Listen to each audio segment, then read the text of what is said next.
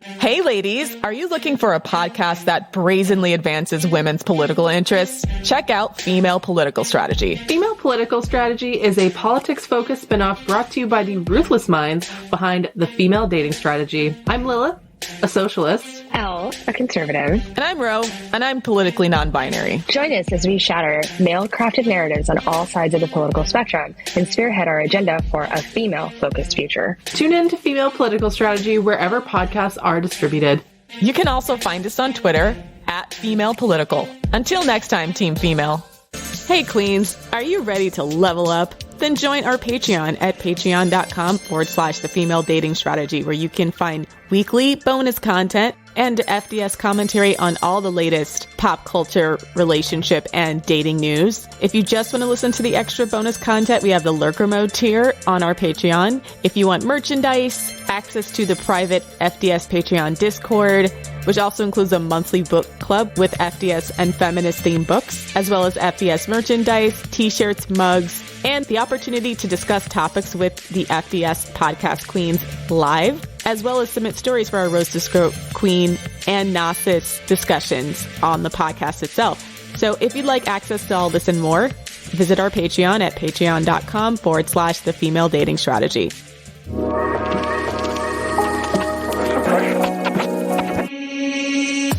What's up, Queens? Welcome to the Female Dating Strategy Podcast, the meanest female-only podcast on the internet. I'm Ro. I'm Savannah. And I'm Lilith. Today we're attacking the Tinder Swindler. Dun, dun, dun. This has been blowing up on social media, and I finally watched it last night. I want to say straight out the gates, if these women had FDS, they wouldn't have been scammed. They would have never fallen for this shit. I see this as a story of why FDS is necessary, and as a course correction for society for women. I don't blame them for following victim to the scam so much as I think that, yes, like we said before, society kind of sets women up to be exploited like this. Yeah. Yeah. So, Yeah, these women were set up to fail by liberal media, by, the Disneyfication of our romantic encounters, which is not lining up with the realities of dating in this market, specifically on dating on things like Tinder, which requires vetting. Yeah. And I think for me, what also stood out the most is that we often think, like when we think of romance scams, we often think of like a 70-year-old woman, falling in love with a Nigerian prince in Africa, who completely scams her. But these were women who were conventionally attractive. They were clearly quite successful. They were intelligent. Yeah. And they still got scammed. So, I've seen, across like social media saying, people saying, oh, that will never happen to me. And it's like, but these aren't your typical victims of a romance scam. They're, if anything, they're the complete opposite. And I think it's important to bear in mind that, believing that something won't happen to you, it brings the possibility of you having a massive blind spot, because I'm sure these women thought the same thing as well. Yeah. I will say from my perspective, like his scamming skills are actually kind of mid. Yeah. I actually thought it was a very, very elaborate scam. Like he clearly, the scam was elaborate. His like way that he lured the women in was pretty mid. It was pretty mid, but if you think about like all the tenets and all the aspects of the scam, it was very, very well, thought out. Like he'd thought of every scenario, like any like resistance they came up with, he had an answer for it. Yeah, that's true. So, let's give a brief synopsis of what happened. Obviously, spoiler alert. The Netflix show revolves around 3 women who were scammed by this guy named Simon Levive. And fake name. He actually, I won't get to the big reveal till after the synopsis. So the first girl, Cecilia, she meets him in London on Tinder. He says he's flying out of London the next day and then tells her to come to meet him at a fancy 5-star hotel for dinner and drinks, right? So they have dinner and drinks. Eventually, he invites her off on his private jet to fly out of London. During this flight out of London, she meets his baby mama, the mother of his 2-year-old child, where the baby mama apparently says that Simon's a really good guy. He takes care of us. I'm glad you guys are dating. Really butters her up. Then they go to, where did they fly to again? I want to say it was Bulgaria. Bulgaria. They flew to Bulgaria. They end up having sex. During sex, she notices he has scratches on his back. Scars, yeah. He makes up this story, who knows if this is true or not, that he was in a South African prison and he was discriminated against because he was Jewish, and that like someone tried to antagonize him on his diamond business, etc. She flies back home. He basically says like, oh, the night's over. I think he made up some fake business he had to do. So she flies back home, and then she's like, oh, I'm all worried if he's gonna see me again. And then eventually he does start to see her, or at least text her and say like, oh, They I have a love relationship, you. yeah. They're in a relationship. I want you to be my girlfriend, etc. And then he proceeds to fly her all around the world, like wining a diner, etc. And eventually claims that one of his bodyguards, he says he's first of all, he says he's the son of a diamond billionaire. And that's how he gets all of his money to wine and dine women. So he claims that somebody's after his family. He has enemies, so to speak, and that they attacked his bodyguard, that he can no longer use his own credit cards, and he can only, like, he's going into hiding. So then he asks her to open a credit card and open a loan for him so that he can still conduct his business, and that he'll pay her back. Which, of course, he doesn't pay her back. Yeah. And the wildest thing is he sends her like fake bank transfers saying that he did pay her back, and then just gaslights her when the money doesn't come through, kind of thing. And she just keeps taking out loans thinking he's going to pay her back, and he never does. Yeah, and what's also even crazier is, when she's getting concerned that she's hitting her credit limits and, can't, because I even thought to myself, how is she getting these loans? But then he actually employed her and sent her fake pay slips. Now, I don't think she got the money that was on the pay slips because it said she was being paid like $90,000 a month. And obviously then, if you have that as proof of income in the UK, that increases They'll give you whatever credit you want, yeah. Yeah, pretty much, yeah, if you're earning $90,000 a month. Yeah, so that's what's crazy. Yeah, so she's able to take out $250,000 worth of loans. Personal That's loans insane. and credit card limits. So, yeah, pretty insane. So obviously she never sees a dime of that money back from Simon, who eventually disappears, breaks up with her, and then runs the same scam on a woman named Pernilla. Although they're not romantically involved, they're just friends. He basically runs the same thing with Pernilla, pretends that his friend Peter is being attacked. He has to go into hiding, says says he wants them to move in together, asks to borrow money, et cetera, et cetera. So that's the scam. Yeah, and then at the end, okay, Queen Eileen, she ends up scamming him back. But we'll get there. We'll get there. Let's dissect this story. So first of all, let's talk about like what were some of the early tells. What are some of the red flags in the early phases that stood out to you? I think for me, it was in the interview with Cecilia, who was the woman from Norway, and she was talking about her experiences of online dating, and she said that that she used to idolize stories like Beauty and the Beast, where basically a handsome prince would come and save a woman from, the life that she was living. Yeah. So it was clear that she was almost like looking for a guy to just completely sweep her off her feet. And I remember watching it and seeing like when she was talking about Simon in the early days about how he took her to a fancy restaurant in, London. I think it was even for a coffee date as well, which is just definitely sus. Anyway, yeah, billionaire taking you on a coffee date? Come on.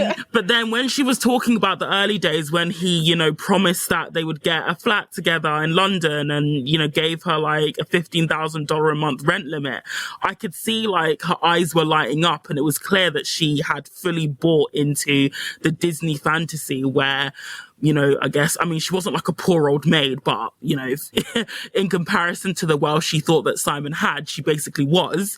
And just expecting this super rich billionaire to sweep her off her feet. And unfortunately, Disney's conditioning, it makes, women extremely vulnerable to this idea that there is a guy who's going to be on a white horse and he will, come to save you from your problems. It also, it also feeds the idea that a woman has to basically struggle and suffer, to get the love and relationship that she wants from the man she's into. If we look at Beauty and the Beast, for example, she had to cohabit with a literal piece of shit beast until he saw the light and started treating her well, and they lived happily ever after. It's all nonsense. Real life isn't like that. If you meet a rich beast in real life, they will remain a rich beast. There's no happy ending to that story ever. So I think too, he tried to impress her with his wealth, because I think she did say like it was the first time she had like caviar and all those types of really fancy things. So and been on a private jet as well. It's the first time she'd done that. So, and also she's from a small town, so I imagine there's probably not a lot of elaborate wealth around there, or at least like not as many blatant scammers. I thought she's from Oslo. She said she was a small town girl. No, I think her mom lived in Oslo. But maybe she's from a small... Mom lived in Oslo? Because she remember saying, well, I thought I was a small town girl. Oh, okay. And like she gets... Maybe. Remember that part? So I thought... I don't know how big Oslo is, or like... It's like their capital, right? No, but I mean, she might be saying I'm outside of Oslo. Okay, like, yeah. Meaning like a person... They say they're from Oslo, but they could be like from someplace outside of there. But the way... Maybe, but she seemed very naive and very overly trusting. But yeah. Yeah, so I'm like, that pretty much makes me feel like maybe she didn't grow up in a more city, because like if you grew up in like New York, for example, people are trying... I feel like anybody from New York... People are trying to scam you all the time, yeah. People would have seen this shit, like, girl, he running credit card scams, like for what it was within like 2 minutes. Whereas like a woman who wasn't used to men doing that sort of thing might have like fallen for that. So I'll say my immediate red flags were the two biggest ones. If there's anything that you learn from this podcast, learn these two dating tips. If a man tries to create a sense of urgency by saying, oh, I have to meet up tonight because I'm leaving town, don't go. Like, it's either love bombing, it's either bullshit, he's trying to get you into bed, etc. Always suggest another time. Number 2, never go to a second location with a man on a first date. This is like kidnapping rules apply here when you're on a first date with a guy. You know how they say if you're being abducted or kidnapped, like fight for your life before you get to that second location, because if you get there, like it's over pretty much. I think those rules very much apply on a first date. So don't go to a second location with him. Always wrap up the night at the first location. And this is especially important. This is why we also say don't do bar dates, because a lot of times guys try to do the bar crawl thing where you go to like several different bars and then try to make it look... First of all, even if he's not a scam artist, it creates a false sense of intimacy. And a lot of the pickup artists and the red pillars suggest taking women to multiple locations on the same date, because it makes it seems like you're taking them on multiple days and speeds up the intimacy process. And it's a part of love bombing you. To try to get you to fuck on the first date. Yeah. Try to get you to fuck on the first date, but also like love bombing you long term if they're trying to scam you, right? Like, which some of these guys are. So the multiple locations thing is always a red flag, as well as the like false sense of urgency. So immediately, the fact that she not only like went that same day to go see the guy and then like went on a jet plane like to some unknown country with the guy she just met, even after her friends told her like, sis, he could be a literal kidnapper. Like, you could be out here being trafficked. And she was like, YOLO, I'm going anywhere. I'm like, that will really, really, really get you messed up either way. So yeah, listen to your friends, sis. Like, your friends had some common sense. Like, yeah, those two things right there. I was like, those two are probably the biggest and massive red flags when it comes to dating on an app. False sense of urgency, a guy trying to take you to a second location. Yeah. I want to say the first thing that stood out to me was actually the fact that he's a single dad. And this, hear me out, because I think that single dads should be treated like pariahs, especially if their children are very young. First of all, if I was in that situation with the baby mama, I would have asked a lot more questions about why they broke up. Why didn't it work out, right? Because most of the time, most women with young children generally don't leave the father of their child unless there's something seriously wrong. It's not like, in the early phases of dating where it's like, oh, we just didn't have any chemistry anymore. Or, oh, I just didn't think we were compatible, or something like small and situational like that. No, generally, once you have a child together, most of the time the women in that situation are pretty motivated to keep it up unless there's something seriously wrong with him. In the situation with a single dad, either he left her or she left him. For her to leave him, he probably did something really bad.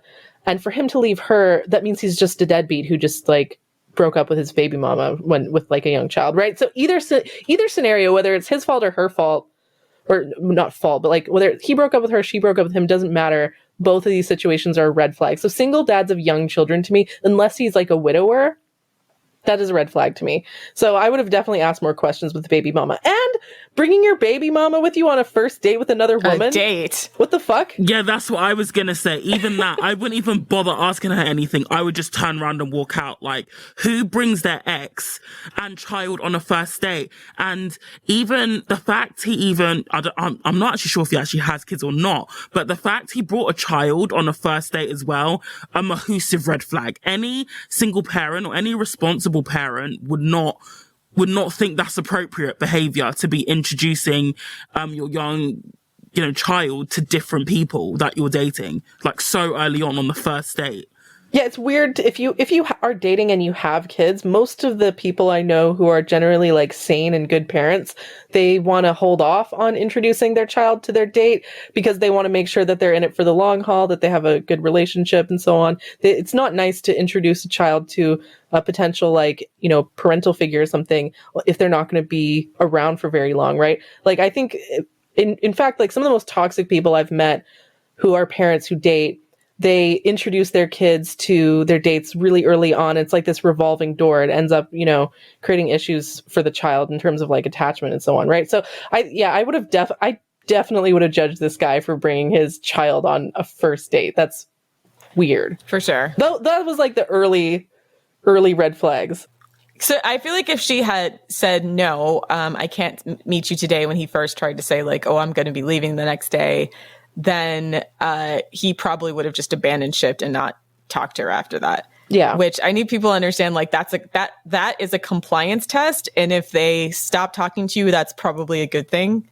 Because I'm like, best case scenario, let's say he actually is serious about leaving, then who knows when you'll see him, months from now anyways. So, and then secondly, like, you'll be able to weed out like how interested he is in it. If you just say like, oh, I can't make it right now, how about next week? Or how about when you come back to London or whatever, like give him another option and then see how he responds. He'll either completely, if he's a scam artist, you fail the compliance test, right? Yeah. Which you want to do. If he's like a decent guy and he actually wants to see you, he'll be interested in scheduling for some other time. And then secondly, if you don't go to the second location, also a compliance test, because if you refuse to go to the second location, then he's realizing like, oh, well, she just ate my food and left, right?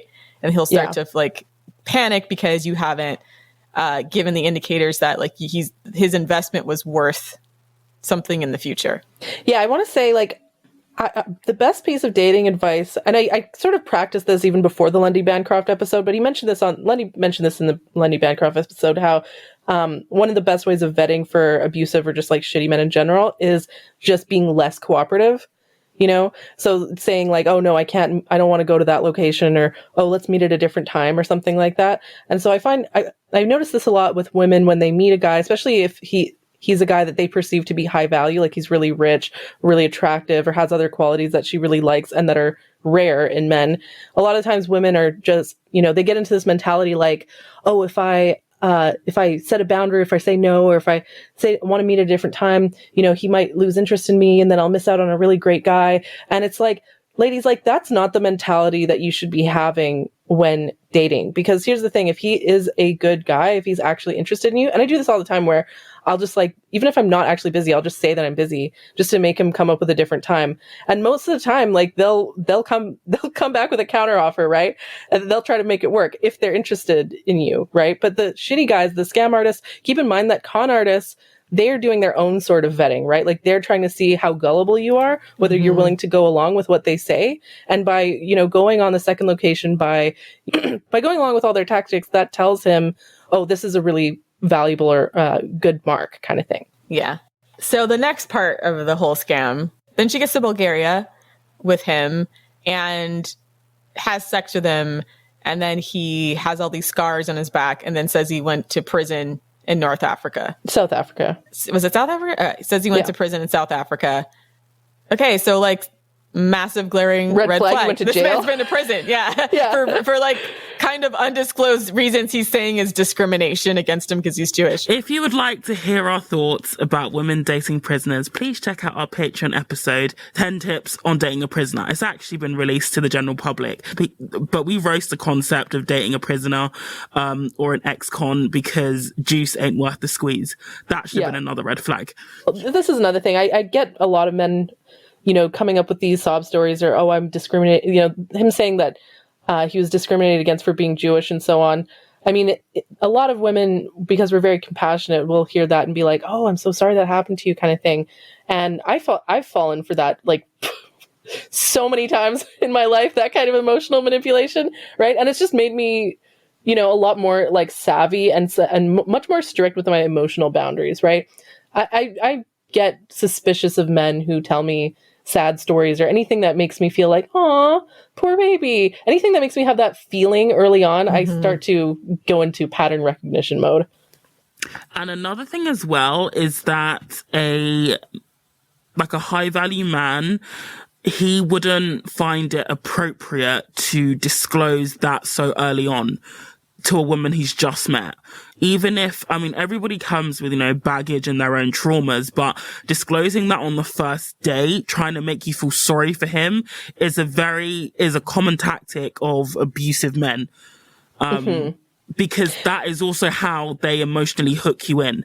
And if you couple that with, women who have sort of a savior complex, then you've got a really, really, then you've got a set up for a very, very bad relationship dynamic. Yeah.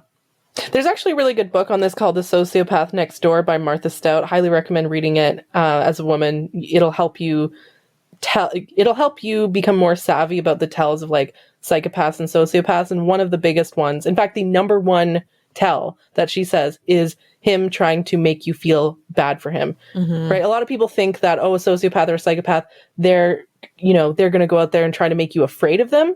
That's actually not true. Most of the time, their first thing is to try to rope you in using emotional manipulation, try to get you to feel bad for them, to lower your guard.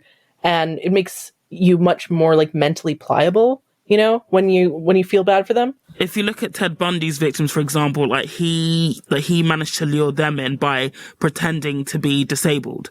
Yeah, pretending to be injured, yeah.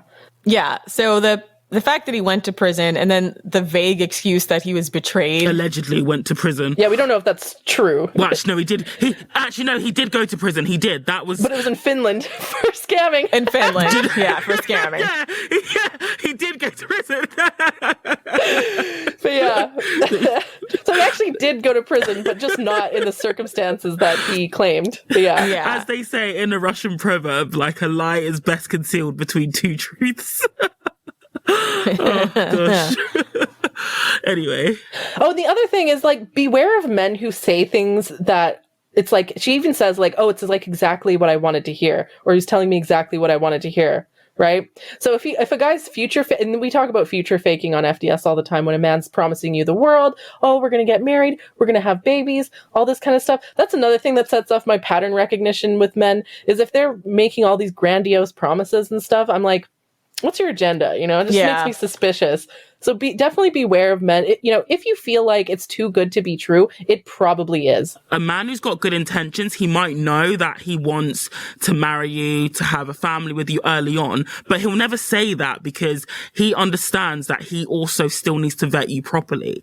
So even if, for example, my brother-in-law always said that he knew that he wanted to marry my sister pretty much straight away, but he didn't then go and say, like, let's get married or we'll get married one day. It still took a while before he eventually made the proposal because he was vetting as well. So yeah, and also if a guy is coming out with things, because I read the text messages and it was your typical scammer language as well, like honey, I love you, like all that stuff like that. It's quite generic as well. But if he's willing to say that to you early on, then he's likely said that to other women early on as well. Yeah. So you need to put that into perspective too.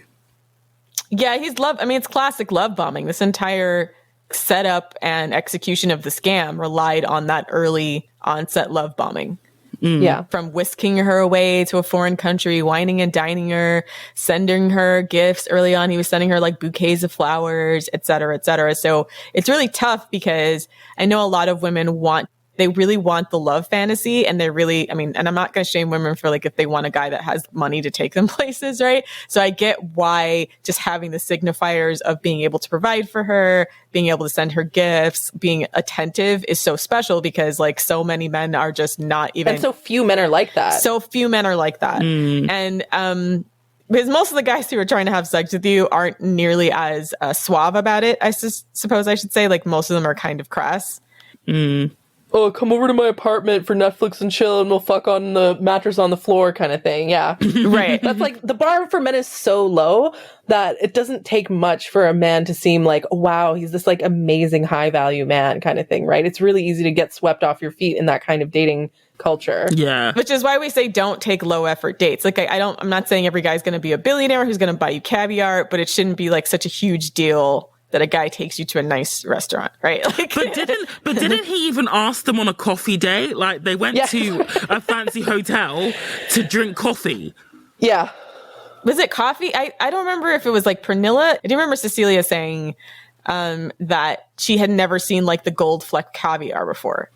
Yeah, I think it was... So I don't remember if that was the first date or like a couple of dates in. I think it was the second woman who had the coffee date, but still, yeah, like, I mean, even for... People criticize FDS a lot because we tell women to expect men to invest financially. And to be honest, like, a lot of abusive men will use like financial control over women.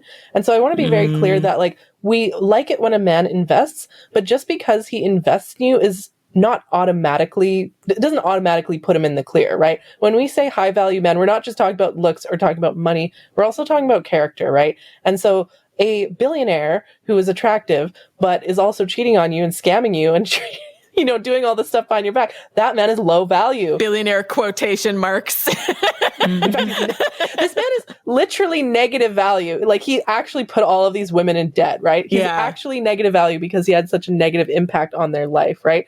So, yeah. I mean, just keep in mind, like, even if he seems too good to be true, if he's doing all these grandiose displays, you know, you definitely appreciate it, I guess, but like, you know, don't like allow yourself to be swept away. Yeah, pace yourself. Like start setting boundaries and see how he reacts. To me, even just the fact that he was that busy was a red flag. Like, I wouldn't want a relationship with someone who's always flying out and being in different countries and doesn't have any time for me kind of thing. Like, even just being that busy to me was a red flag. And to be fair, that was another tell as well, is that like long distance relationships, man alive, you have to be careful. You have to be so careful. It seemed like they were never in the same place, Cecilia and Simon. You know, for anything like longer than a couple of days, he would fly her out. It just seemed like the whole relationship was long distance. Yeah.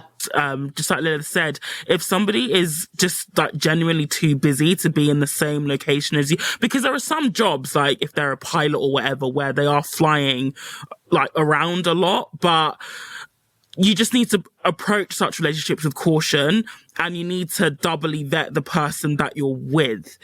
I think given the intensity and the speed of the relationship, it was way too quick, considering that they weren't even in the same place for most of the time. Yeah. And I also, a vetting strategy that I'd strongly advise women is don't allow men to fly you out. If you want to meet a guy and he lives in a different city than you, especially if he's wealthy, get him to come to you. Like, meet him on your home turf, where you know the city, where, you know, if something happens, you can always bail. You know, you're not trapped in another city kind of thing. And I learned this lesson the hard way. You know, some people, you know, criticize me because I used to be a sugar baby, but I want to be clear that experience is very traumatizing and I wouldn't do it again. And I learned this lesson the hard way, that a lot of these rich guys will fly you out to another country, wine and dine you, to create a sense of obligation. Yeah. And it'll make you feel like I can't say no, or I have to do what he says because, you know, he spent all this money on me, you know, I don't have a choice kind of thing, right? And so... Isn't that what Scrope Portnoy did? Basically. Yeah, exactly. I think he was fairly cheap. He just invited the girls to his house. So I don't even think he did all that. But like, my experience too is like, in addition to the love bombing aspects of men just like dropping a lot of cash early on, is that it is a tell of guys who are trying to like force you into bed. Like, they're trying to create a sense of urgency to have sex with you. And they think of you as like an object to a certain extent. If you let a guy fly you out, if he puts the ticket like in your name and you have a return ticket, even then, I don't know. If there's something about being on your home turf, like for me personally, something about like being in my city where I know everything. If something were to happen, I always know like where, I always know I can like bail, like, quickly duck out. If there's like an alley or something like that. If the guy's being shady, I know, the actual physical landscape of the city, and I could like escape if something ever happened, right? But if you're in another city, you don't know the area, it's much more dangerous. You don't know the terrain. You always have him fly out to see you. If you get to the point later, if you're in a relationship and you fly out to see him, then definitely have a destination and a return ticket and make sure it's in your name, even if he pays for it. Even then, it's just because it's risky, just because if you stay in the same hotel room, he's going to expect you to have sex with him. That's the other thing. Oh, no. Get your own hotel. That's the other thing. You pay for your own lodging unless he like offers to pay for your lodging. Like even if he pays for your ticket, make sure that you have the ability to have lodging offsite. Yeah. And actually, if he doesn't offer that right away, just say like, oh, I'm going to get myself a hotel to just put my stuff or something like that. Make up an excuse about why you need to rate it. Even then, I don't know. I don't risk it. For me, it's also a power move. It's like, I want to see if he's willing to come to me. I'm just thinking if he does it and it's successful and you want to like switch roles, like how would you do it in a way that would give you the maximum opportunity to escape if it goes bad? I would definitely not on a first encounter just fly out to see a guy. Yeah. But let's say like it's actually like legit. How do you protect yourself? I would say get the ticket in your name. Make sure you have a place to stay that's not his house. Yeah, don't stay at his house. Just don't do it. And don't stay longer than like 2-3 days. Yeah. Maximum. If not 2. I think 2 is actually probably max that I would say. This is actually another huge red flag, was that he said he wanted her to be his girlfriend, but then she goes on Tinder and sees that he had changed some of his pictures. Oh, she's even active. Yes, I forgot about that and one. he was like, oh no, I deleted the app. Never give a man an opportunity to lie to you. And I see this all the time where like women, they see something, they see their man doing something shady, and it's like they confront him because they hope that there's some kind of explanation other than him being a cheater, or other than him being a piece of shit or whatever. It's like they want it to work out, right? And so they'll just sit there, and the man, of course, is just going to lie. Like he's not going to tell you the truth. If you catch evidence of him cheating or whatever, right? He's not going to be like, yeah, babe, I'm really sorry, I cheated. Like, no, he's going to lie to you. And here's the thing. If you go into that with the mentality of wanting to work things out, you're going to believe him. Right? Yeah. Don't let yourself get swindled. Don't give men an opportunity to lie to you. Okay? If you have proof of him being shady, like being on Tinder after he wants you to be his girlfriend, that's your answer, sis. Like he's on Tinder after you guys define the relationship. Right? It's about women being able to trust our intuition. Like something doesn't have to be like, you don't, need to, catch him in the act like Shaggy before you realize something's off, right? If something makes it wasn't me. Exactly. If something makes you feel deeply, deeply uncomfortable, then that is something that you should listen to, even if you didn't necessarily catch him in quotation marks. But if it's, made you, double take, or if, you feel like he's going behind your back, that is reason enough to cut off the relationship. Yeah. Trust your gut, ladies. Like if your intuition is telling you something isn't right, it's probably not. Okay. And I feel like society sets women up to fail all of the time by telling women, oh, it's probably not like that. Oh, you're probably misreading it. You're perceiving it wrong. Whatever, right? There's this like widespread and individual. There's like the gaslighting that's on the individual level as well as on the widespread societal level. And more women need to just embrace their inner intuition, because you're probably right. Exactly. Every single time I've ignored my intuition when it comes to a guy, it has always ended badly.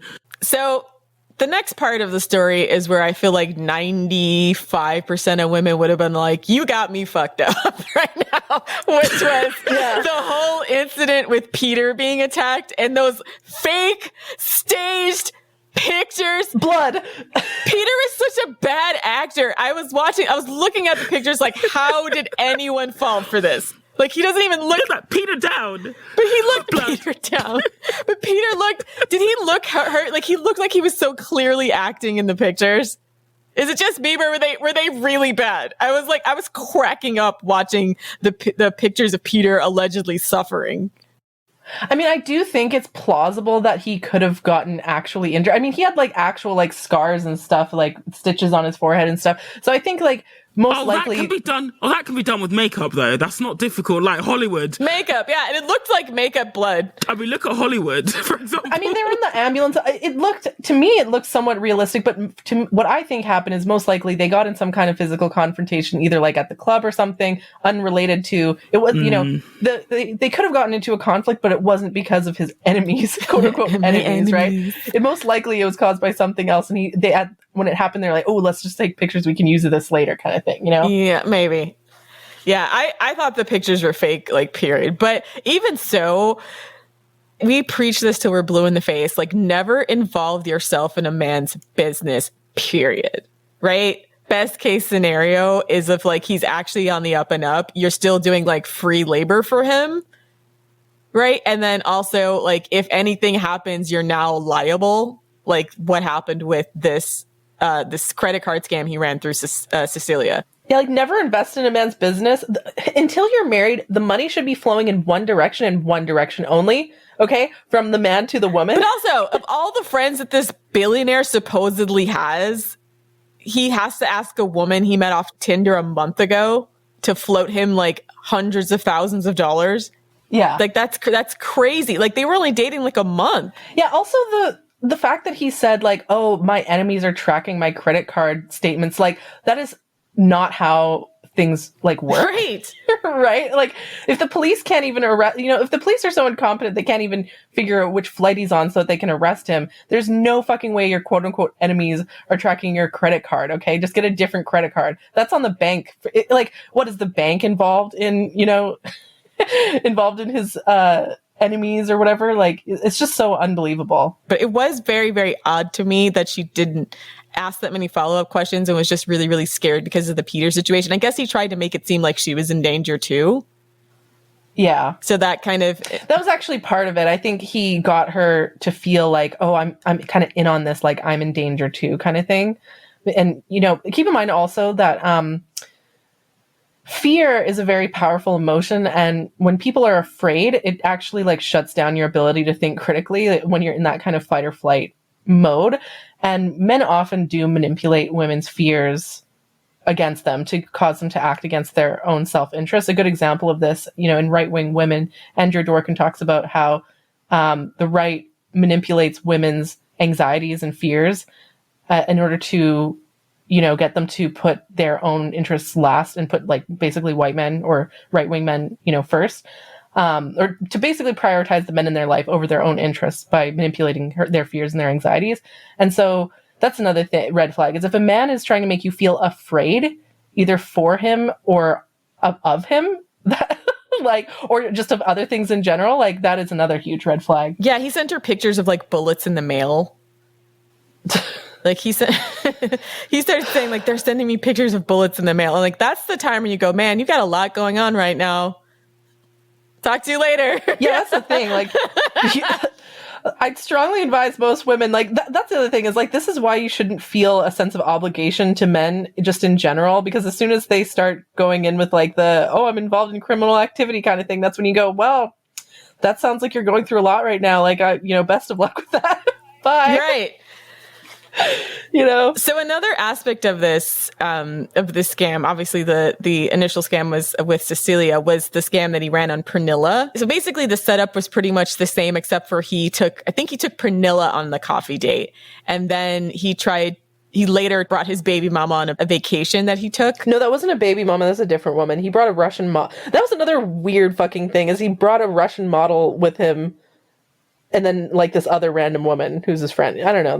Okay. So Pernilla said she didn't want to be involved because, like, he went out to a club and was, like, buying bottles and was attracting the champagne girls, I think she called them. What did she call them? Basically, like, she called them champagne girls. Yeah, champagne. Like, basically the women that, like, show up when guys are, like, making it rain at rich clubs and, like, are only there to keep drinking and hanging out. And I was like, yes, that's how you do it with men like that. Like, go in there, get your drinks. The champagne girls in this situation were smart. Yeah, just get your bag and go. They were smart. That's how they do it. Like, a lot of these guys, some of these guys have the money they're spending, other guys don't. Let me put it that way. And then 90% of these guys, like, they're tricking money around because, like, obviously they're trying to attract women and trying to, like, if you're trying to have a relationship with a guy like that, and he's doing that, he's going to cheat on you for sure. So first of all, with the whole Pernilla, for sure. Like, cause he's really in the like ostentatious phase, and he wants the attention on him. But like the vast majority of these women are there for a good time, not for a long time, because they know that what these guys are about. Like they're either trying to attract women with their money only, so they might sit around and like hang out for like a couple of handbags, but the only women that are going to keep hanging out with these guys long term are like sex workers who are like trying to get transactional money from them, or gold diggers. Yeah, gold diggers. And honestly, no disrespect to gold diggers. I honestly think that's a very highly esteemable profession, as being a gold digger. I'm not mad at them. I'm not mad at gold diggers. I'm saying that that's actually a better strategy than this like weird, like, you know, sense of obligation that these other women feel to him, like that they need to save him and loan him money. Like that's just bizarre. And something I saw on Twitter, which was kind of made my heart drop a little bit, but I think is correct, is that it seemed like Simon was scamming like the quote unquote regular women so that he could impress the models who he actually wanted. So like all of the regular women's purses, they were reaching in their purses so that he could wine and dine Russian models. So he could get the woman that he wanted, because it didn't seem like Pernilla was a scam. She just dumped him when he got arrested. Exactly. Like, and when she was searching for the women who were scammed by him, and for the first time he went to jail in Finland, like they look like very regular. A few of them look like older women. So this guy was scamming regular women, and then like all his real women he was trying to impress were models. So This is another way that I think men manipulate women's like insecurities, is that, you know, career women who are, you know, over the age of 25, you know, women who are maybe not like, you know, 10 out of 10 attractive. A lot of these women feel like that are made to feel like they're undesirable, and that if they want a man that they have to, you know, kind of go the extra mile, so to speak. I wanted to maybe do an episode on Dirty John. I've been wanting to do it for a while, but we just haven't gotten around to it. And how John Meehan used a similar tactic with Deborah Newell. And, you know, she was I think in her 50s, and was a career woman. And a lot of career women, a lot of like, you know, women over the age of 25, I guess, are made to feel like, they're made to feel undesirable. And so when they do meet a guy who's really into them and he's reasonably high value, they feel like they kind of latch on and be like, you know, this is my last chance. And they feel like they need to put in more effort into the relationship to impress them. And it's like, nah, sis, don't let your insecurities, you know, society's like devaluation of you allow you to get scammed like this. It's really tragic. Plus, I think both these women came from countries where like going Dutch is normal. Right? So that was the other subtext too, is the 50-50 thing, where I don't know, like when it seems like the women are more accustomed to like having to pay for things, or like it's normal for men for them to ask for money. Whereas I feel like women from countries where that's not the norm would have like laughed in his face. Like, there's a saying in Russia, like a man's wallet is for everybody, or is for the group, a community resource, whatever, and the woman's wallet is private. Okay, facts. The facts, like, right? Like, if he tried that with like a Russian woman, she would have just laughed in his face, right? But it's actually really unfortunate to me, how, you know, Nordic women, German women, and Dutch women, they feel like, you know, if they want to be empowered, or if they want like an equal relationship, that they have to financially contribute to the relationship, right? And so I'm sure these women were thinking like, oh, he's already spent so much money on me, and he's a billionaire, you know, I have to contribute financially somehow too, right? And that's another thing, like, just to stop feeling obligated to men. Like, God, just reject that feeling altogether. Lady, I highly recommend women just shift their mindset such that you feel like men owe you shit. Yeah. Like, don't feel like you owe men shit. You don't. Understand that they owe you shit. They're the ones who are trying to impress you. You're the interviewer here, okay? You know? But yeah. And then what was the second thing, like, where he tried to convince her to get an apartment for him for $15,000? So he said after like a month or so, let's move in together. And he basically gave her like a blank check of up to $15,000 per month in rent. So she was going around all these apartments, you know, doing viewings, and she even put in an offer on an apartment. I'm not sure how she did that, because the houses that she was going around in London are like diplomats' quarter, basically places that only diplomats who are being funded by their government can afford. I was actually born there, just saying, just a bit of flex. Anyway, so yeah, and I'm just, and again, it was just that pacing of the relationship was just way too quick. And Yeah. but to be honest, I'm not sure if the documentary left certain things out, because I don't know how she came to believe he could afford a $15,000 apartment, for them to move into. I mean, did he send her money? Apart from like the private jet and the fancy dinners and all that, but did she get any money out of him? I don't know. It was just a bit random. That's the thing, is like he was spending this money on her, but she didn't actually see cash, right? Did she see any of that money? I'm not sure if it wasn't clear if she did. No, I'm sure he was just using another woman's credit card to buy. That's the thing. Imagine going on a date with a guy and use another woman's credit card to pay for it, right? Well, that's what he did with Pernilla. So like all the money he was using to take Pernilla on trips was Cecilia's money. That was actually the worst part of this show, was that when the part where he's in Mykonos and the documentary cuts between like Pernilla talking about all the, expensive dinners and clubbing and all this like fun travel experiences that they're having, interspersed, cut back and forth with Cecilia like crying over being financially ruined.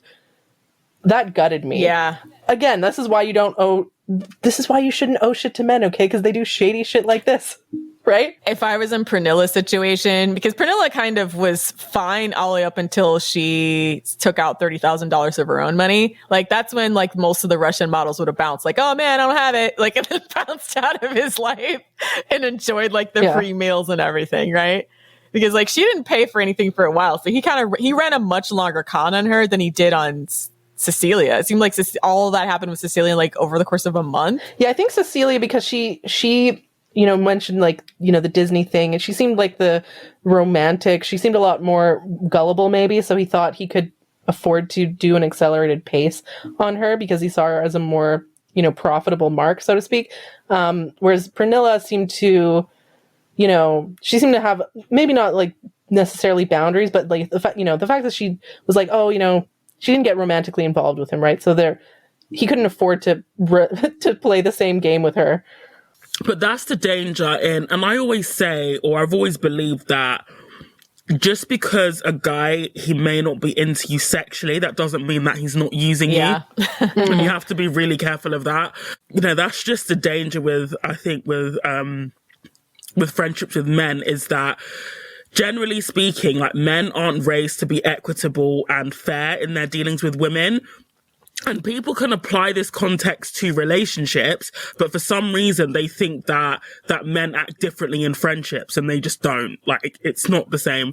So, and a lot of women seem to think, oh yeah, well, my male friend, he's great because he doesn't want anything sexually, which may be true, but that doesn't mean that he's not using you in other ways. That doesn't mean that he's not taking money from you, like in, Pernilla's case, or he's not using you as a free therapist or a dumping ground for his emotions or an ego boost. Like, you just really, really need to be careful. And you also need to really, really, really, really vet your male friends.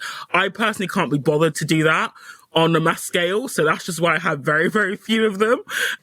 See, I have a different strategy. For a couple of years, I mean, now I'm in a relationship, so I can't do this anymore. But for a couple of years, I did basically like monetize my male friendships, like my male orbiters. So again, same energy that you would have, same energy that I would have in a relationship, right? It's like, don't have any kind of relationship with men, whether it's romantic or otherwise, if you're not benefiting from it. Like, duh. But I can say the male friends I do like keep around bring immense benefit to me. But I just keep the circle small because generally speaking, if we accept that most men aren't good relationship material, then they're also not good friendship material, because a friendship is also a relationship, just a different kind. Yeah. I mean, there's guys that can really afford that lifestyle. Generally, it comes with some kind of price. That's the thing. There are men that are that wealthy, but then there's men who aren't that wealthy, but they just are like the type of guys that do nice things. So they spend the money and don't mind like your company behind it. Mm-hmm. The problem is first of all, not being able to tell the real guys from the scammers. And then like, all of these compliance tests, failing them. Like, you didn't recognize the compliance test to know that like you were the mark in the situation. Wait, what? Right? I don't get it. Okay. So like, I'm trying to think of like the difference between a rich guy who was not a scammer, who wanted to take you out and wanted to treat you the nice things he has, versus a quote unquote rich guy. a fake rich guy that was trying to scam you. Oh, how to tell the difference between a real rich guy and a fake rich guy? Yeah, exactly. Because there are guys that are like, they're deep in credit card debt, they don't have shit, and they're just like, they're faking the funk, so to speak, and or it's a long part of a long con, a long scam. And it's not just Simon that does this. There's been a couple other like really high profile Tinder swindlers too, of guys who were essentially like faking that they had a certain lifestyle, but they were actually scamming people either through Ponzi schemes or like fake business courses and all this kind of stuff. Oh, like the Fire Festival. Yeah, stuff like that. Yeah, exactly. But he's a perfect example. He scammed like men and women. He scammed a bunch of people. He scammed everyone. Yeah. So many people, like top investors as well. Elizabeth Holmes is another one. Exactly. She scammed like, fucking, is it a 5-star general, James Mattis, for goodness sake? But like in a dating context about like how you tell the rich guys that are just like treating you nicely. First of all, if he's really wealthy, he shouldn't be asking you for money. That's like probably the first red flag. And I don't care what the reasons are. Incredibly wealthy people are generally incredibly well connected with other wealthy people, right?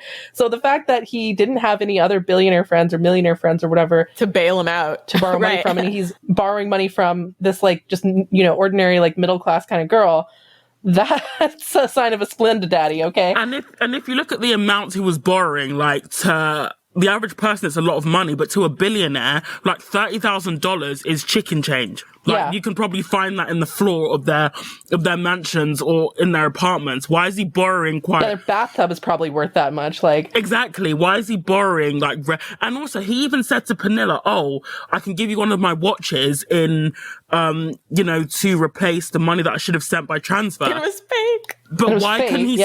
But if it was real, like why couldn't he sell the watches in the first place? Right. Exactly. Like, to raise money. Yeah, like why couldn't he just hand her a stack of cash, right? So, but I mean, I'm not trying to blame these like women for not seeing it, because I think that the way he laid up the con, they were so emotionally invested and so worried about him that they just weren't really thinking it like through properly. Because it's true, like if your friend is saying, "Look, I'm gonna be killed if and I need financial help to to not die," then you would want to do it. And he just completely preyed upon their caring instinct. That's what I mean. I think if it wasn't for FDS, I could have fallen for this scam, right? Like, I actually see, I'm not blaming these women. I actually identify with them somewhat. I think it's really unfortunate, but I do feel like society sets women up to fail by, insisting women give men the benefit of the doubt, by idealizing romance, by making women feel like they owe things to men, and that, the whole 50-50 relationship mentality kind of thing. Concealing male scrotery or like downplaying it, or like, oh, not all men are like that kind of thing, right? Like your default should be to not trust men, and it's his job to earn your trust. Whereas, again, like a lot of these women, and I only think that way mostly because of FDS, actually, right? Yeah. A lot of these women who maybe didn't get that information or who weren't raised in that way to be, skeptical of men, right? Are so much more easily swindled. And so I don't blame these women. I blame the greater society that allows these sorts of conditions to happen. And I also want to bring up like his reaction to when she finally did start setting boundaries, and how he started like, "You don't want to make me into a powerful enemy," and like freaking out. Oh, that was fucking terrifying. Yeah. So that's what I'm saying. When you're vetting men, if she had set boundaries early on, that would have revealed itself. Yeah. Again, setting a boundary and then seeing how he reacts, because a fake rich guy is trying to do different things to test compliance and your ability to go along with the scam and the ruse. More often, a guy who probably has the wealth, if you turn it down, if you don't want to do something, if you want to go somewhere else, he should be reasonably open to that. Right? There shouldn't be like a sense of urgency or like a poor reaction to you setting boundaries in the way that Simon did. So I feel like that was also like one of the major tells, is that like she didn't set any boundaries. It doesn't seem like she set any boundaries with him prior. And so then when she finally did start trying to set boundaries, she saw his true colors. But I'm like, if you would have did that shit like up front, and even if it was a small boundary, like, "I can't see you tonight," he would have either disappeared or he would have started to show his colors then. Yeah, like the fact that the moment she started to set a boundary, he's like, "What the fuck is this bullshit?" And started, that's another huge red flag in general. It's like, always beware of people, and it's not just men who do this, women do this too sometimes, where if they get confronted over a lie, or, they feel like they're cornered or something, they'll do this like disproportionate, over the top angry response. to try to get you to back down, to try to get you to, doubt yourself. That's another thing that always is like a pattern recognition mode thing for me, is if I have a relatively minor conflict with someone and they respond by blowing up at me, they're probably wrong, right? But a lot, because of female socialization, a lot of women in that situation will be like, oh, am I the bad guy? Am I wrong? Kind of thing. Like women are taught to internalize blame and so on, right? So that's the other red flag for women to be aware of. Yeah. So these are little tells that were there along the way prior to him even asking for money, or even at least a vetting strategy she could have done to like see how sincere this guy was about her, but also like about his entire life and whether he's a narc. If he'd ever responded with like, oh, this is your last chance, or I'm not going to be here tomorrow, or any type of like threat, that's not a real rich guy. Yeah. At all. Or even if he is rich, he's a toxic person, right? And you wouldn't want to date him anyways. And in fact, like a man who is both rich and toxic are the most terrifying of all. Sure. Like a rich guy who's sort of like maybe bumbling and like, not like actively toxic, generally sort of means well. He's probably all right. But a man who's both powerful, rich, and a narcissist, fucking run. You cannot win. He's got too much power. You can't win. The only way that you can win is to avoid them altogether. Trust me. This is so heavy. So what? Take my word for it. I learned these things the hard way. Okay. By the way, I want to say, I see this as like a educational opportunity. And so when we say like, oh, the woman should have done this or woman should have done that, it's not to blame the woman. It's to be like, oh, these are some things that women should watch out for, because, these women, they were very brave actually in coming forward, and they got a ton of backlash, tons of people calling them gold diggers, gullible, dumb. Oh, she only saw his money. She deserved it, that kind of stuff. So it took a lot of courage for these women to come forward. And I'm really glad they did, because they wanted to make it so that other women wouldn't get scammed by him. And I want to sort of take that a step further. And not only do I want women to not get scammed by Simon, I want women to not get scammed by any men, right? Like this needs to be widespread knowledge for all women. Yeah. All women need to know these things. And so I'm actually really grateful to these three women for coming forward with their story. Because it's so easy to, to call these women stupid. They were dumb, because the amounts are, very astronomical. But how many people, watching this documentary have, loaned somebody money, whether it be a friend or a boyfriend or a husband or whatever, and they didn't get it back? Like, there are so many women who are basically doing, what these three women did in the documentary for men every single day. And it's only because the amounts are a lot smaller that people aren't talking about it. So I just want to talk about the finance side of it. And, in terms of the fact that Cecilia gave him her credit card, the fact she was taking out loans in his, for him, the fact that they were transferring huge sums of money to him, even though he hadn't paid back the original sum. I worked in finance for an extremely long time. And one of the golden rules was that trust nobody when it comes to money. Mm-hmm. So I don't tend to like to loan money. I give money. So if somebody says, can I, loan 20 quid? I'll be like, no, you can have it. And this might sound weird, but it allows me to set financial boundaries, because if I cannot let that money go, as in if I would be in trouble if I didn't see that money again, I just say no. So if a guy did ask me for £5,000, I'm not going to give him £5,000. So it will be no. Like a high value person, that he wouldn't ever be comfortable with you getting into debt on his behalf. Or asking for money, period. What kind of man, asks him for money? He was asking this woman to pawn her car, to sell her house, the audacity. Period. But at the same time, he knew, in fact, he even suggested that she takes out loans, Cecilia, that she took out loans after he'd maxed out her credit card. A high-value man would actually never do that. And if a guy is comfortable with you getting into debt to help him, that means he's not planning on sticking around, because, why would he want to marry somebody who's just saddled with debt? And unfortunately, Cecilia fell into the trap of believing, and she even said, well, I'm his girlfriend. Of course he's going to come to me for money. He's a billionaire, sis. He's a billionaire, but also that's a dangerous way to think when you are with a man, because ultimately you are taking out the loans in your name. The credit card is in your name. That means the the liability for paying back the debt is 100% on you. And the thing is, people were asking on social media, oh, he's not gone to prison yet. Why not? Why not? And it's because the transactions that he got out of these women, so Cecilia's credit card and the transfers, they were done legitimately, as in, like, he didn't, nick her credit card and start using it. She gave him the card, and every bank will tell you not to do that, because even if you add an additional card holder, which you can do up to 4 people, the person whose name is on the credit account is 100% responsible for the whole bill. So, you might be thinking that you're doing Bonnie and Clyde, but actually he's just running up debt in your name, and he can and often do. They will leave you holding the bag. I mean, I've known so many. I used to see it all the time in the bank where a woman would take out, something like a phone contract for her partner because he couldn't get credit, which, by the way, if the bank wouldn't loan somebody money or a company wouldn't loan somebody money because they're too high risk, then neither should you, by the way. Neither should you.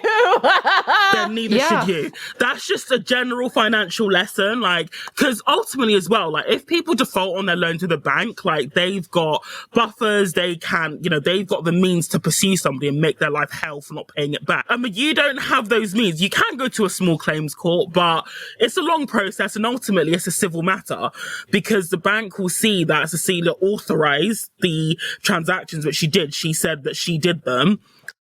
If she tried to sue him, there would be all these recordings of her being like, oh yes, I'm spending this money kind of thing. She would have no case. And also she gave her card to someone else. Yeah, and I'm I said I would straight up have at that point called the credit card company and said it was stolen. Just straight up cut your losses. Yes, yeah. Exactly. That's what you should have did. But you guys you just have to be extremely financially savvy and just trust nobody when it comes to your finances. Your credit is something that belongs to you and only you. Don't let any person, whether that's a guy, a family member or whatever, screw that up for you. Because now Cecilia, she's still got 8, creditors on her back for the remaining amount because the bank want their money back. Just not a risk that you can afford to take. And personally, I've never seen a scenario where a woman has taken out a loan for a man and it's ended well. Yeah. You as an individual never loan someone money unless you're willing to lose that money. If you can't afford to lose that money, don't do it. It's where do you... Yeah, I've never heard, like you said, I've never heard of a situation where a woman has taken out a loan for a man and it's ended well for her. The only exception I can think of is if you're married and you get a mortgage together or something like that. That maybe makes sense. But even in cases where you're married and she's paying off his student loans or, a lot of guys like that. And, people hate on FDS for saying we don't date broke bums. But here's the reality is just due to male nature, a broke man will exploit you. That's just how they be, right? If you don't want to be financially exploited by a man, you can be financially exploited by a rich man, but you're much, much, much, much more likely to be financially exploited if he's a homosexual. We used to get so much shit from customers who would be if we queried a transaction, they'd be screaming at us down the phone, saying, why are you asking me my date of birth? I actually give a shit and not just, I'm just doing my job. But it's to protect you. At one point, American Express, they were blocking the transactions because it was clearly flagging in their system that this is abnormal, activity. So, and she got on the phone being no, unblock it. No, raise the limit for my... No, raise the limit. Yeah. And it's just, girl, you just have to protect your finances so well, and don't let any man anywhere near your credit for what... I mean, I don't care if his pet is going to pass away tomorrow if you don't send him the money. You just need to protect yourself. And some of it's not even true. If a guy's in distress and he can't access funds, sometimes it's not always true. I'm in distress. My enemies are after me. They're after Peter. Send me $70,000. That honestly sounded like something out of a religious film, when they're praying. I don't know if you got this right growing up. Got a lot of enemies. So I went, yeah, and they were literally praying to cast out the devil all night. That's what it reminded me of. Our enemies. Wait, what? me non-religious person not understanding the joke. What? It's just like because I grew up in like evangelical like Baptist place, there was a lot of almost, I mean, I call it, for example, negative praying, where they pray against their enemies to not destroy them, as opposed to praying for like happy, positive stuff. So they would spend all night casting out demons and anyone. I remember my dad told me this. My dad told me this story years ago of how. Sorry, I think like one of us like stole one of his drinks. Stole one of his drinks or something, and he was like, okay, if no one owns up to it, I'm gonna read this verse in the Bible that if I read it, then the person who did it will like shit themselves in Brooklyn. Wait, so your dad says, if you don't tell me who it is, I'm gonna pray, and then the person who did it will shit themselves in public. In public, it's like humiliation. It was complete bollocks. But yeah, it was stuff like that. There's a lot of stuff in the Bible where like the prophets like curse their enemies and stuff, and so like a lot of yeah. So when it's like my enemies are after me, just like my enemies, it just reminded me of something out of like the Bible or religion, where there's just this like vague conspiracy to destroy him.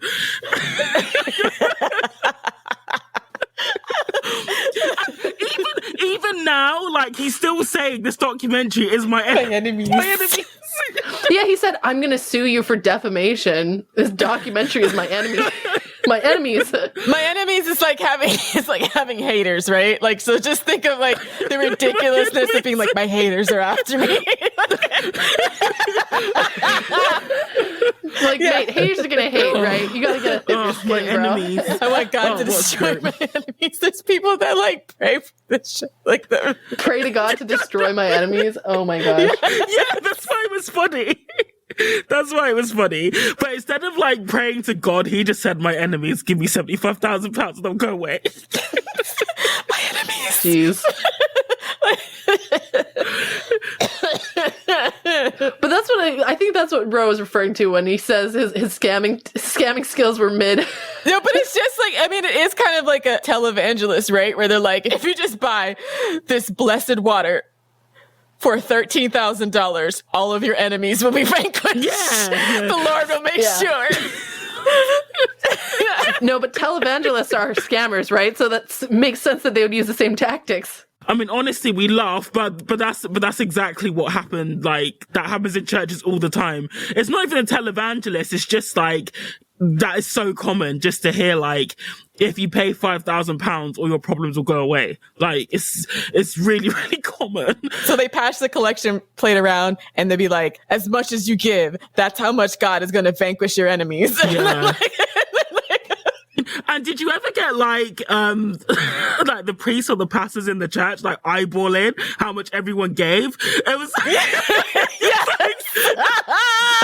like judging you for how much you give. It was like my grandfather used to, for that reason, used to break like it was like a for example, like the equivalent of like $100 into like $1 notes, and just put in like 10 notes, so it looked like he was putting in more. It's like, how great is your faith? When he was putting in $10. They always tie it like, if you really believe God is great and he's here to vanquish your enemies and put you up on the mountaintop to you to see your success and be exalted among others, put $75,000 in the collection plate. Yeah, if you really believe in God, you'll drain your bank account. You know, if you're really a Christian, you'll give you your entire paycheck. Legit. This is what people do. To be honest, I think we should do an episode on like religious scams, because I can honestly see parallels between what Simon did and, you know, what happens in the church. So they'll often also start with like the church sob story. I don't know if you had it as well, Ro, but I went to a church, like my uncle's church, and I was in Nigeria, and they had a special priest for offering. So the music went to like that, you know, that sad church music. And yeah, the sad church organ movement. Maybe it's like, yeah. And they were saying like, oh, the building's falling down, and, you know, we may not be able to like basically starting like the whole like, you know, bullshit prayer pressure. And then, oh, we need, 1 million naira. So we need to raise it like today. Sense of urgency. Yeah, it's the same tactics, honestly. If you don't donate money immediately, that ceiling fan above you, that's going to fall. And it's God's way of telling you to donate money. You have to do it today or else, God will be mad at you or something. I don't know. Like, I mean, the last thing I would also like to say on this as well is be aware of the forced teaming aspect of when a guy uses the we too quickly. That was the other thing I noticed actually, and I wrote down, like him saying like, everything we're going through together. Yes, exactly. It's going to pay off later. I'll make it up to you. It's really spoken about extensively in The Gift of Fear by Gavin DeBecker, which is a very good read. But basically, like, beware of a man, quickly using the we and like doing the forced teaming like too soon.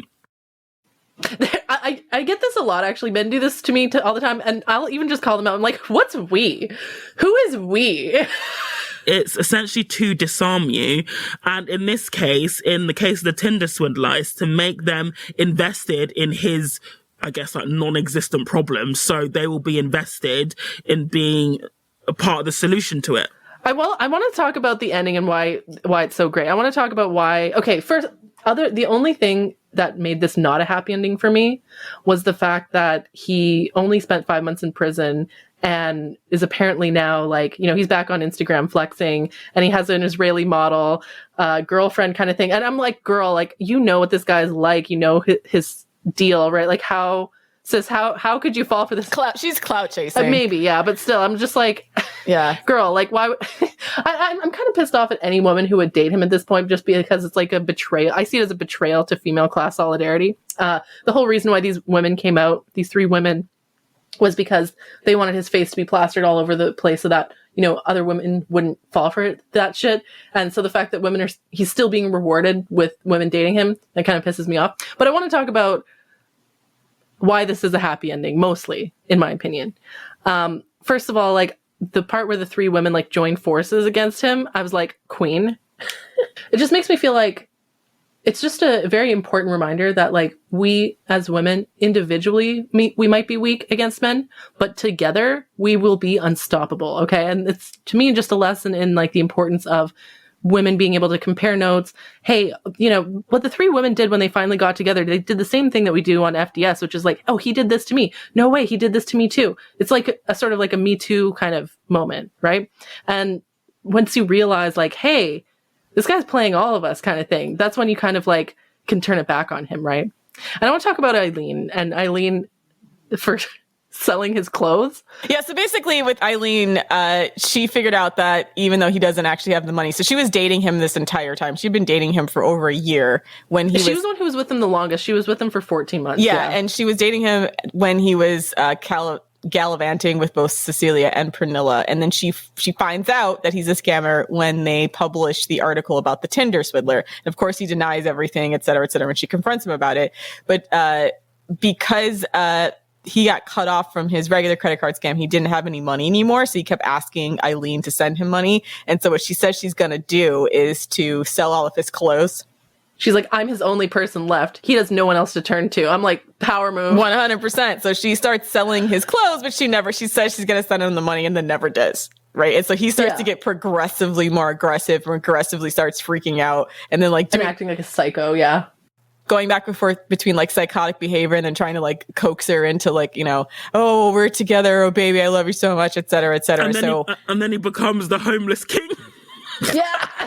From Prince of Diamonds to homeless king. I'm homeless king. He's staying in 1-star hostels and stuff. Yeah.